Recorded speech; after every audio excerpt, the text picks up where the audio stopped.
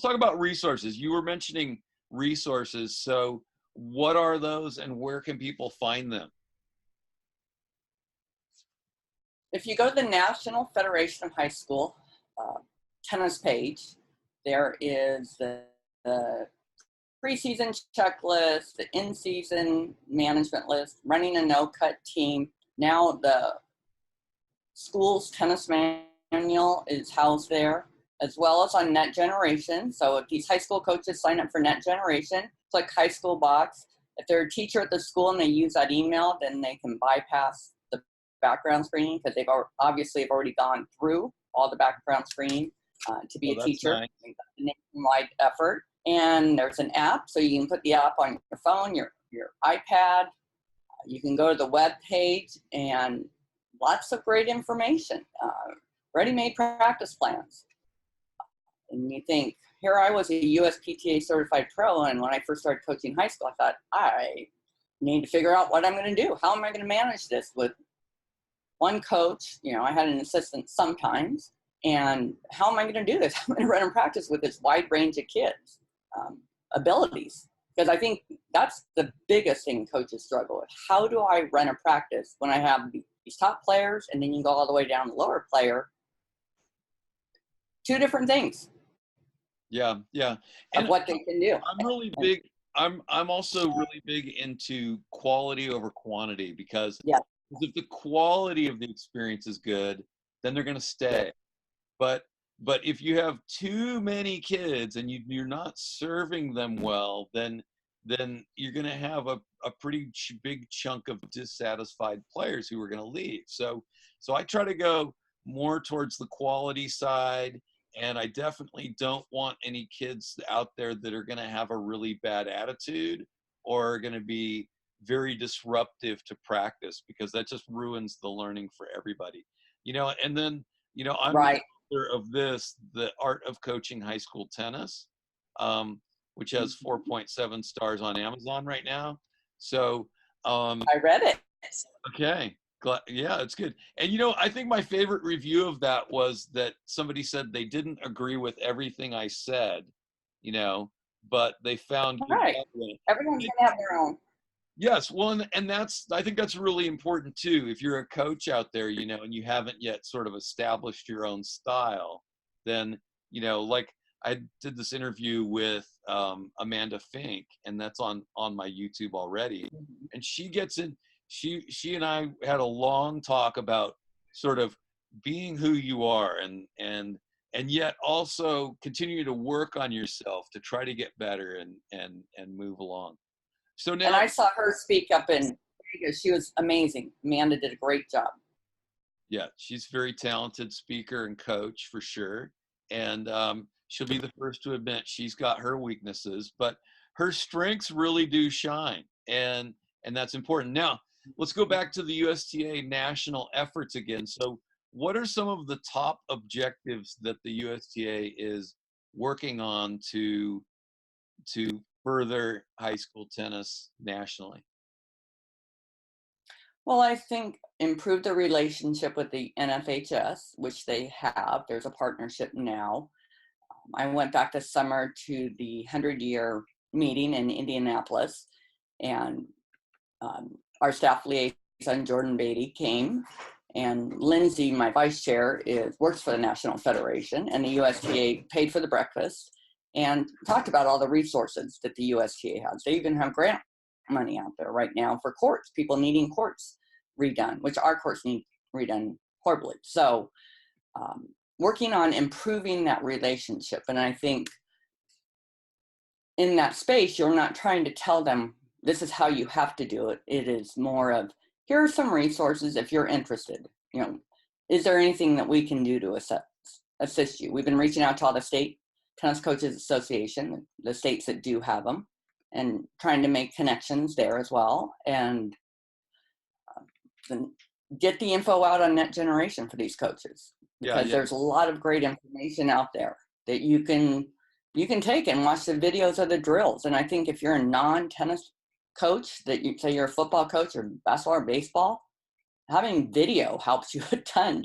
You can look at paper and say, oh, it's running this way, but it's much better if you can see how it's done. Oh yeah, yeah. I'm starting to make more videos of my drills in action, complete complete with kids misbehaving, because that's another thing that happens is you get a drill, and everyone seems to be on their best behavior, or they're paid actors or whatever, or they're adults showing you the drill, but they don't show you the insanity of high school kids on the court. So I try to do live stuff, and I don't let them know that they have to behave perfectly because the video's on. I want people to see how I deal with it when they mess up. Oh, right. Right? Like, yeah.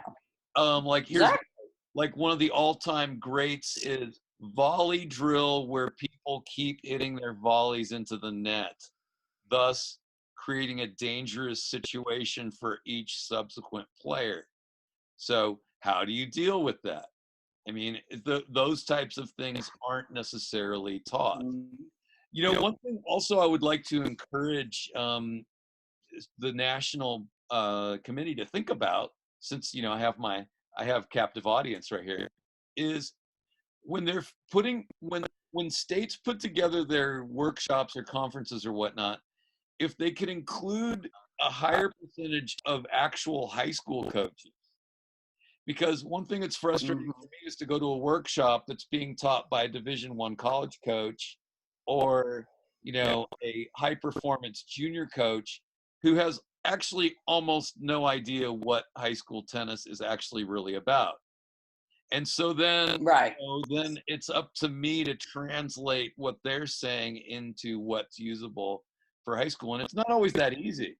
So more content. Right, we deal with very different. Yeah, so more content targeted to how do you get a beginner to be playing a tennis match in 2 weeks? Because this is more the reality of what people face. A kid who just picked up a racket today is going to be playing a match in 2 weeks, and you don't want them to be crushed. And see, I start with red ball, 36-foot court, and then we go to orange ball with the beginners, and then we go to green ball, and eventually get them there. But it would be a disaster if I didn't start them on smaller courts and shorter nets and all that type of thing. The low pressure balls have been a lifesaver, because kids then are going to have fun. They're going to be able to learn the sport quicker, I feel, and throwing them to the woods on a yellow ball. And there are other ways to do that too, because I don't use transition balls much at all with my high school kids, but we will start with ball tossing. Toss the ball over, Now choke up on the racket. We'll have like a little tiny little rally up close, right?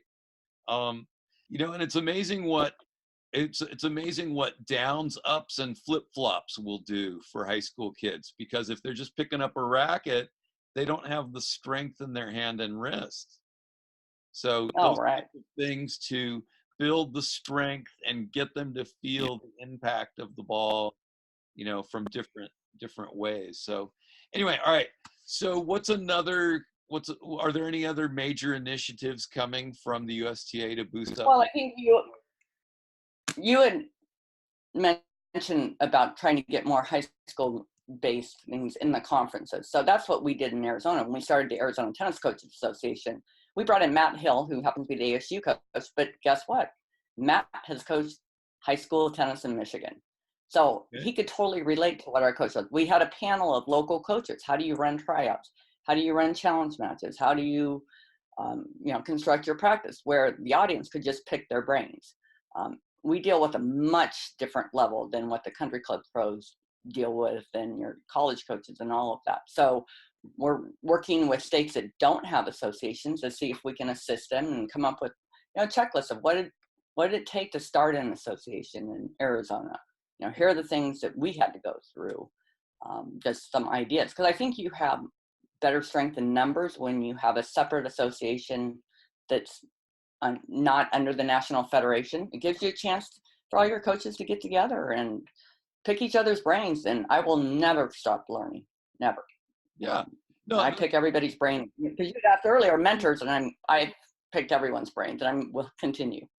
So we now have the California Tennis Coaches Association, and we're going to be having our first conference coming up in January, and there'll be some more details coming on that soon. But developing that camaraderie too between coaches can help break down some of the negativity of rivalries that exist.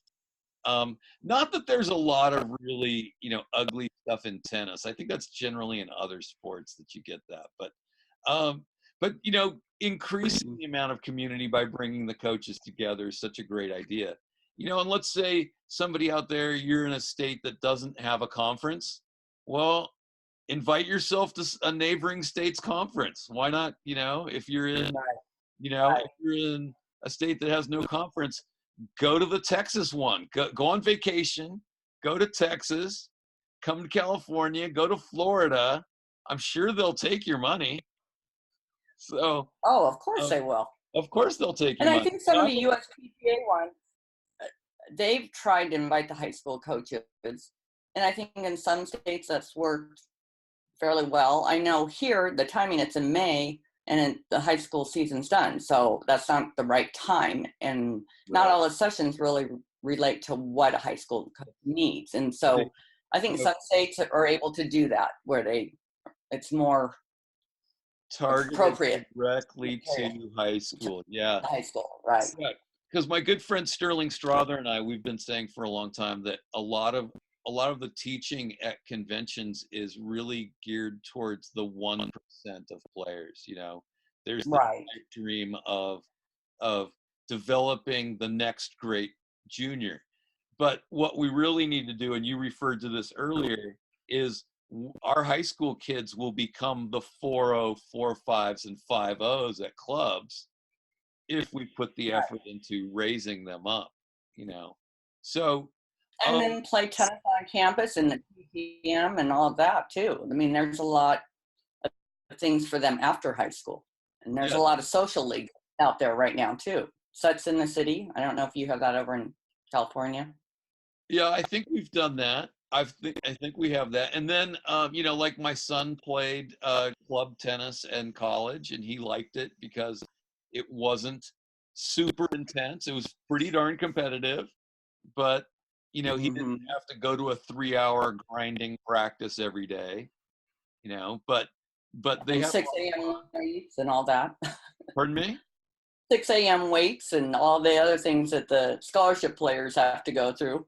Exactly. The tennis on campus has been so successful, and that number has grown like crazy. Yeah, and both teams will go out together at night, so they'll go party together downtown, after their match. So, that makes it even more fun, because then now you're making friends with people at other schools and all that. So that's pretty tremendous. All right, now, what are some of the other best practices of coaching high school? What are some mistakes that high school coaches make that they could avoid? Well, I think maybe not really understanding the rules of the game, understand just the whole tennis space. It's such a unique sport. And I think there are a lot of coaches that get thrown in that position. And then they have to learn so much out there. And, that makes it difficult. I could see if I didn't know a thing about tennis, I would research like crazy. I mean, luckily we have the internet now that we can look up things. Right. And I think, I've made a lot of mistakes over 15 years. I think I kind of came in, tried to coach a little bit more how I like to be coached instead of how the girls want to be coached. And I try and learn about every generation. I read books on, now we're in Gen Z. These are the kids that have grown up with technology their whole life, 2 to 19. And they're different than how I'm wired. And so I think you have to look to adjust. And I think you really need to get to know your players. I find when a girl's acting out, there's usually something else going on in their life. I mean, there always is. And I think they want some boundaries, and they want to feel safe with you. Yeah. And it's interesting. I don't I don't buy into all these big generational shift things, because I've been having coached for 30 years. Teenagers are still teenagers, and they might, I mean, Right. back before there were, smartphones, there was something else, right? I mean, so teenagers are very much the same as they've always been. And so I try not to get too wrapped up into catering to the so-called generational shift. The only thing that I've noticed is that it seems like over time, the value placed in making a commitment to a team has been diminished. So I think that's a really important battleground with coaches is, help. Well, but you have to hold them accountable, and that's what I think you're doing and I'm doing. And if they skip practice and they don't call or they don't text, they're going to hear from me. Right. Right. Well, because I'm going to let them know. Yeah, these are life lessons. Show up. The acronyms YOLO and FOMO are a big problem, right? You only live once, so now you get a fear of missing out, right? So they have this. They don't realize that. I mean, and this is, I've always had high schoolers who don't understand that if you over program yourself, that you end up being mediocre at everything. So, but that's always been true. I mean, there've always been teenagers that over program themselves. It just seems like there's slightly more of them now. So, but yeah, this, learning to kind of focus and put enough energy into something that you can become excellent at it. That to me is what I think I aspire to most. Right. And I think coaching a female athlete and a male athlete, there's a lot of differences there. So I think some of the things that maybe a coach could do with boys, the girls are really not going to respond to. And so I think it's important to learn, how does a female athlete learn how, females are more social. They don't want to upset the pecking order. They want to be friends with everyone. And when I first came out, I was like making them challenge all the time and play each other, my top girls. Well, guess what? They played each other all the time in tournaments, especially in Arizona. We're not that big of a section. And so I was cannibalizing my own team. When in reality, they already knew where they stood. They knew who was better. We do it a time or two, but then we start working on doubles and focusing on those critical points and other singles play. Yeah, I think that's one of the ones. I had a little list of my the 7 deadly sins of high school coaches, and over challenging is one of them. So because then what you're doing then is you're pitting your team against your team. They're in a situation where they're always competing with each other.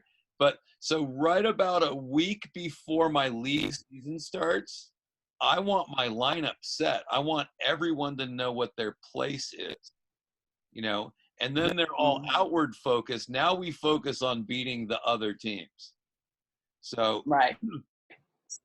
Yeah. And so you learn as you go. I mean, you grow as a coach, hopefully, and you learn from your mistakes and you ask. I mean, I kept asking other coaches, how do you do this? How do you run challenge matches? How often do you do them? Every coach that I ever I talk to. All right. So how do you run your challenge matches? Well, we're a little bit light on courts now, and we have the benefit of there's some matches that, we have a strong team. We're typically in the top 4 in the state. And so I try and keep more kids involved in the program up with varsity and JV. And so we try not focus as much on challenge matches as just getting the girls, playing time. And so when we play some of the weaker schools, some of my top players would hurt the girls. My number 1 last year, she's playing for University of New Orleans, big 5'10" girl. I mean, she could hurt somebody. And I did have a girl get a concussion one time, got hit in the back of the head with an overhead. And so, we're trying to take our focus away from the challenge matches. We do pool play the first week and get people in position. I use UTR. mean, that's a great indicator for those top kids. And then we have some court space, and, you know, we'll throw them out there and see. But, you know, I used to think, oh, I can do a 2 out of 3 set match. And then you get the girl, well, my carpool's leaving, I got to go. And what was I thinking? Right, right. There's no time. And then I got to an 8-game pro set. And, you know, you have to figure out what you have time for. But to me, a lot more, the focus is working on some of the other skills. Why you have them all together. I mean, those doubles pairings, you know, here we have 6 singles points and 3 doubles points. Well, those doubles points are critical at state, critical. And most of these clinics and things, they don't work as much on the doubles. A lot of these kids, when they're private lessons, they're taking a lot of singles type work, more stroke work, more fundamentals. I don't know if you find that, but. Oh yeah, for sure. We focus a lot on double skills for sure. But I wanted to back up and just share my initial, when I'm, especially when I'm new to a team and I don't really know anybody, then I like to put the kids in a round robin where they play 10-point tiebreakers against each other. Because then you actually get the point scores. You get the point. And so if you have a 10-1, well, that's pretty convincing, right? Which is, you know, a lot different than an 11-9. So you can start to see that better, because sometimes a 6-1 set can actually be closer than it looked, you know, and 6-3 could be a blowout, right? So, you know, I like the numerical score, and then I start my first ladder from the results of that. And then I do bowling tournament style, where I'll have 8 challenge 7, 6 challenge 5, 4 versus 3, 2 versus 1. Then the next round, 1's out because they've won the top spot so far. And then we click it up 1. And then I can do that a few times. And then when there's no more movement, then we're done. So it doesn't take long. It doesn't take more than about 2 or 3 times through that process before you find out that there's no movement, or that these 2 kids beat each other on alternate days. Right, and I use round robin, especially the JV kids in pool play, and it's amazing because the order pretty much stays right around that. What the results of that round robin, it's amazing. When you do total score, it sets a pretty good ladder for you. All right, let's go back to doubles now. All right, so what are a couple of things that you do to really boost up your doubles teams? Lots of poaching drills, getting them not afraid to have that ball come out, really work on their hands, their reflexes, getting low. We'll use green dot balls sometimes to work on, so the points go longer and they have to learn how to construct them better, taking balls out of the air. A lot of communication, with their partner, a lot of court presence with their partner. I'm teaching them, okay, you go meet your partner every time, halfway, give them high five, no matter what happened on that point before. You pump each other up. It's all about energy to me. The team that can get the momentum and stay energized and show that good court presence, that can be big momentum shift, and trying to keep that level for the whole time. A lot of overhead drills, overhead poach drills, popping that lob over. I wish the girls would lob more often, but they don't. Incorporating in some slice too, some drop shots, that type of thing. Different formations. Okay, we're gonna go into 2 back. So that's a really nice laundry list. So now, if you were gonna schedule that in, what period of time would you work on a particular skill when you're at practice? How much time do you devote to that? We kind of started where we kind of have the same warm up every time. We'll do some tempo drills, call the ball, up 2, back 2, and then we look to build on the skills as we go through the season. So we start out with the dynamic warm up, 10 minutes, maybe do some athletic skill development. We now have a 7th hour class that we're doing some medicine ball work. One of my assistant coaches came from ASU. He taught my own kids privately, and he's the master at footwork. And so, we work with the medicine ball on that. With the drills, we look to build on each other and progress. You can't start out right away, but we start with a strong foundation and move up from there. And so I'm trying to think of like structure wise. Yeah, because I'm thinking 10 minutes dynamic. Yeah. You know, I'd say probably another 20 minutes warming up everything, you know, but in a routine. We like to have our ritual and our routine, and then go into some of the drills, and then we'll finish with point play. Usually we'll try and finish so that we're doing a little bit of competing at that very end. Yeah. And then we do a cool down. Really, yeah, it's really important to me, I think, to try to, if you're going to teach a new skill, get that teaching done under 5 minutes. You know, because if you go through lengthy explanations of stuff, kids tune out pretty easily because they've just had their full school day, you know, and listening to me talk is not really high on their list. So, you know, if I can teach them something in anywhere from 1 minute to, at the absolute max, 5 minutes, and then get them hitting it for, you know, working on that thing for about 15 to 20 minutes, then boom, you know, and we'll just stop there. You know, I think sometimes coaches make the mistake of trying too hard to perfect something right away. And then they end up, you know, doing the same thing for half an hour, 45 minutes, and that gets pretty. And you lost it. Yeah. And I think you have to look at the personnel you have every year too. I think every team has a different look, and I think there's different things you need to work on. You can't say, okay, well, we worked a lot on this with last year's team. Okay, well, we graduated 3 girls, and now our personnel is different. And I think one thing I've learned is there were times I was trying to really push a girl out of her comfort zone a lot, you know, maybe too far, instead of really focusing on, here are your strengths, here's your personality type. Let's try and devise a game plan around who you are as a person, as a player. Yeah. Oh, I have to say every year it's different. It's not the same every year. Yeah, and that's what this one here is about. The top 5 strategies for winning tennis has a lot to do with pairing strategies with the way people choose to play. Because I think a lot of times, yeah, we try to force them into a mold, but some kids really want to run the other kid around. Some lack the foot speed, and so they ought not to be running around. They ought to be taking all the time away, you know. Some have all the power, so they should just be playing boom boom tennis like all the time. Some run like the wind, but can't hit the ball 12 miles an hour. So they should just keep the ball in play. I mean, you know, it's all these different factors into what's going to be somebody's A game for sure. So, all right. And I think you have to be in tune with that.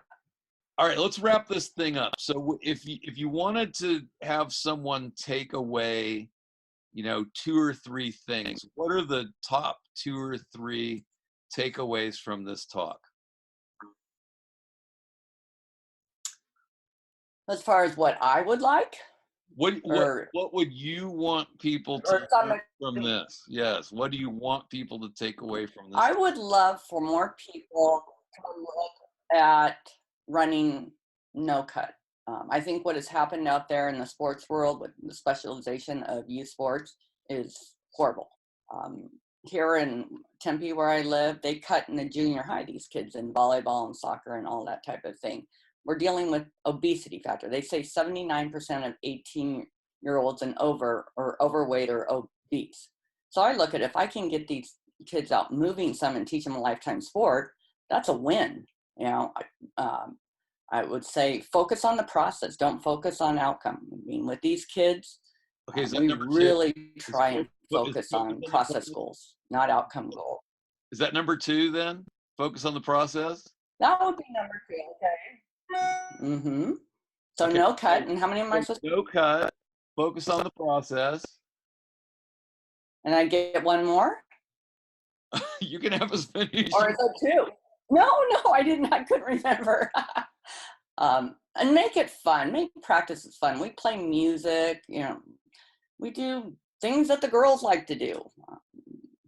You know, might have a theme day, or is, you know, we have dance parties, a dynamic warm-up. The girls love it, you know. Yeah. Let them have fun. You know, I mean, you have to keep control of your practice, but also go to them and ask them, you know, what do you think is fun? Because what I think is fun is different than what they think is fun. Right. And win-win of, you know, let them know that you care about them. So that's it. That's all I have.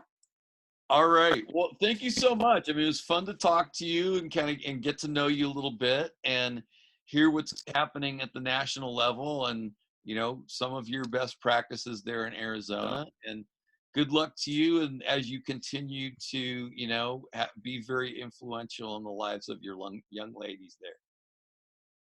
All right. Best wishes to you as well. Okay. Now, you want to share an email in case people want to contact you for whatever reason, you know, national business or you know, L Martin. Okay, L Martin at xcp.org.